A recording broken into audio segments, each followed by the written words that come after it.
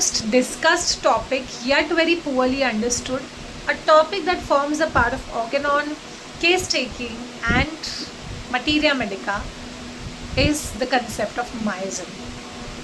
So, though a lot of talk, a lot of authors have spoken about it, written about it, we are still very unclear as to what is the actual utility of miasms. Why is it important to study and understand miasms?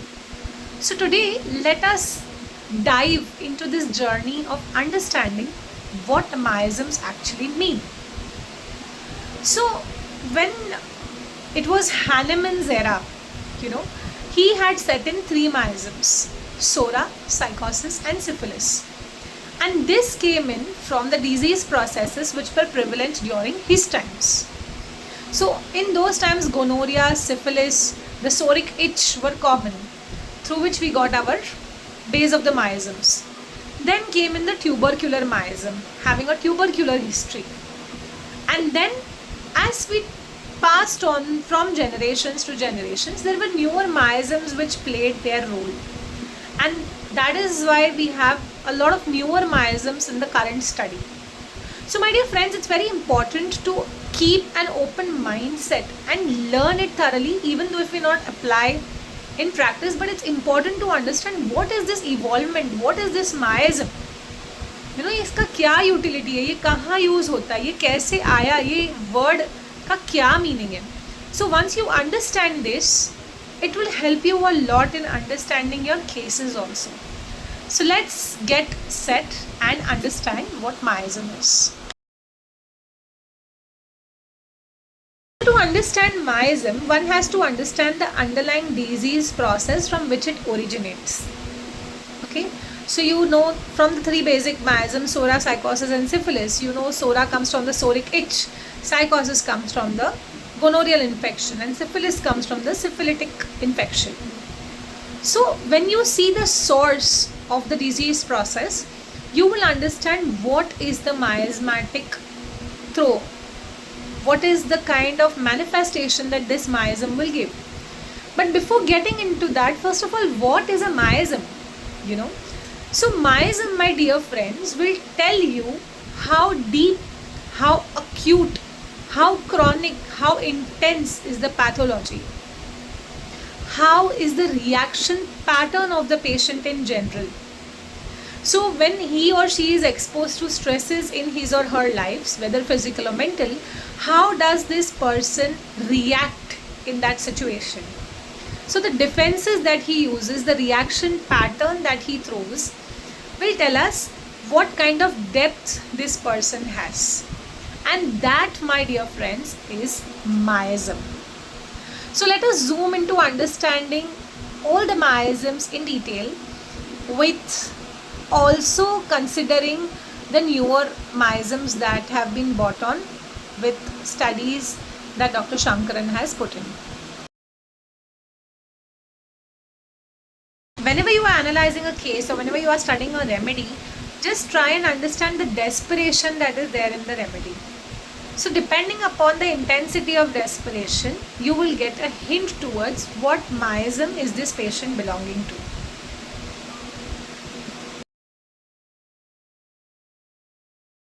So when you talk about SORA, SORA comes from the soric itch.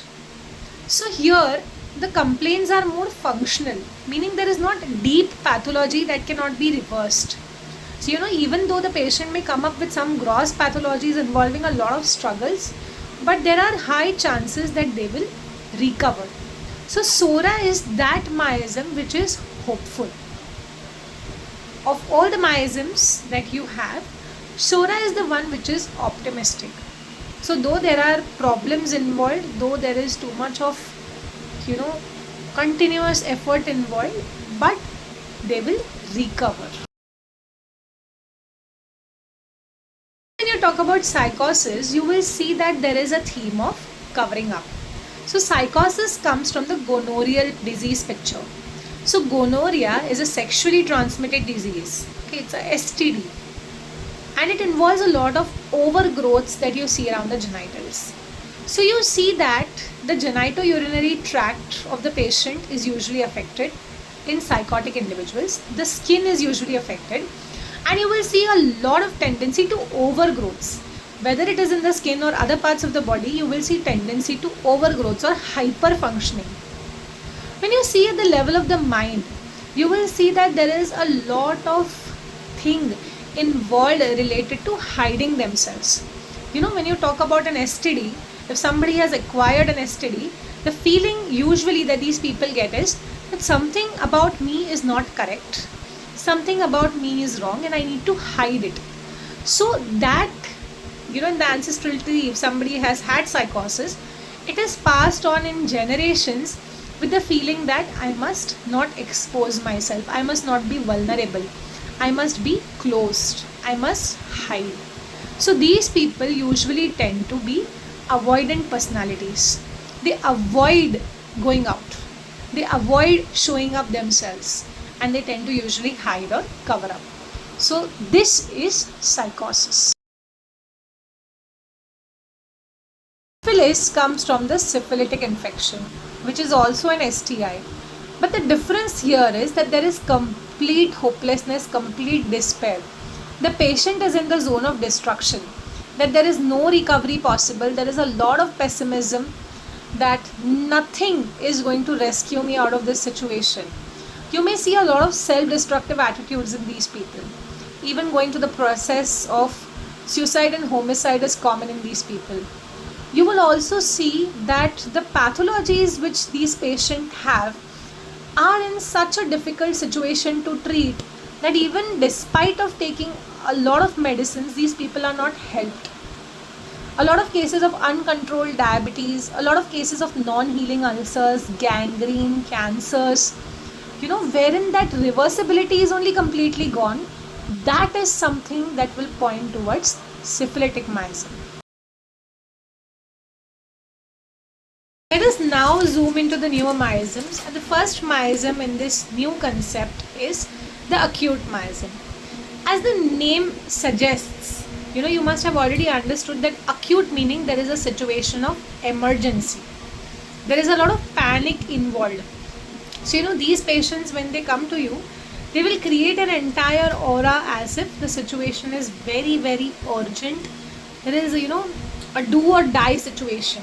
Like how aconite is, acute panic, acute danger, belladonna, acuteness, very, very violent, acute onset of fever, fatak se aayega, complete situation of emergency and panic. That is acute miasm. The next in queue is the typhoid miasm. And in typhoid miasm, just like the typhoid disease, if not treated, if the crisis is not managed, it may lead into life-threatening situations. So for typhoid miasm, the theme is that there is intense crisis, intense struggle. But if you overcome that period of crisis, then you will reach a position of security and safety. So that crisis part in life of typhoid miasm patients has to be tackled. So once that is settled, they will be at ease. So there is a lot of struggle and emergency like situations in typhoid miasm. Miasm that you have is the malarial miasm. So what happens in malaria? Malaria is characterized by periodic paroxysmal fevers. So again and again the patient keeps on getting attacks of fevers intermittently. So similarly, in the malarial miasm, you will see that these patients are hindered by intermittent attacks. So in the life situations of this miasm, you will see that again and again, they will land up into some or the other problems, due to which they will feel hindered, due to which they will feel persecuted. And something or the other that keeps bothering them makes them feel very, very unfortunate, not being able to achieve their targets. And this intermittent attack is the theme of malarial miasm. So in ringworm miasm, you see that there is just like the disease process, the ringworm keeps coming and going. Similarly, in these patients who have the ringworm miasm prominent, will take up an activity very enthusiastically. They'll persist in it for a little while and then they'll give up. So that effort and acceptance and then giving up, so that alteration you will see in the ringworm miasm.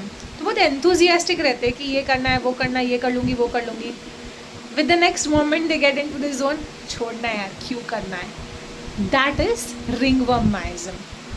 So the way they deal with life situations is this. So cancer miasm again is like the disease cancer.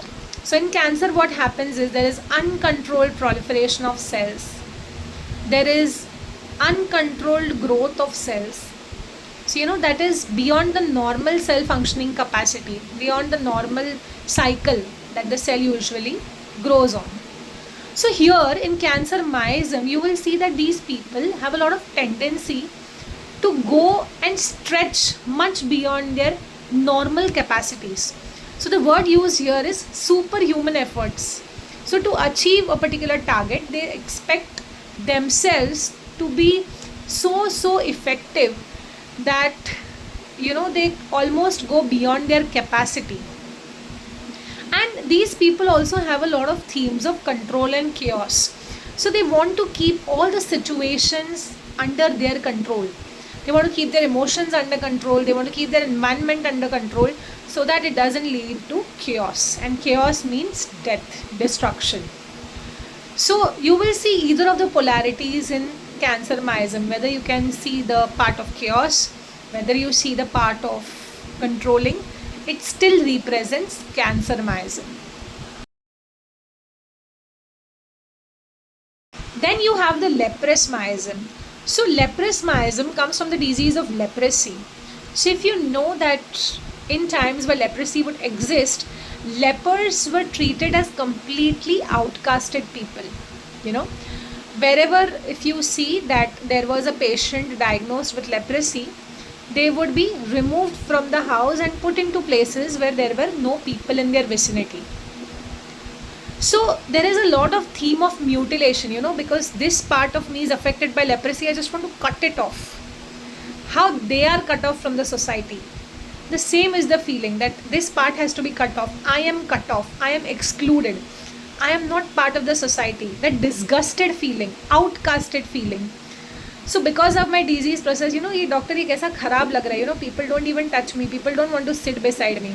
They treat me like an outcast. That is the wordings, that is the feelings that this miasm will bring onto table. So that is the leprous miasm.